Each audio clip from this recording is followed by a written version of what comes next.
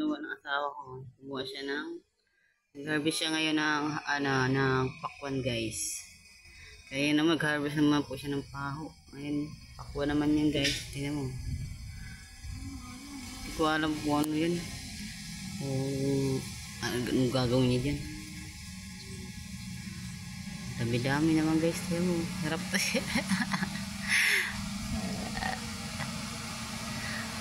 Ang dami-dami guys. Dalawa lang daw pero dami na niyang ginawa guys. Tingnan mo.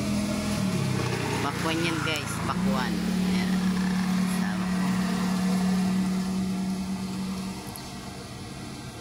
Dami oh. Kasi naman kasi sa kanila yan guys. Dito sa may lugar na sa kanila i-reject na guys.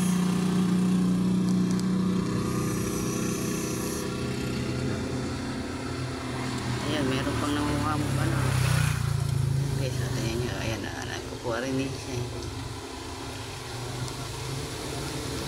Nagkukuha siya guys. Yung bata. Tingnan nyo guys.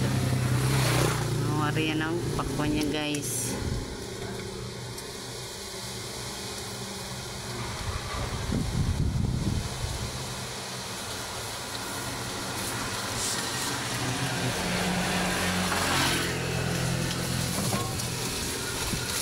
Live naman namin tayo.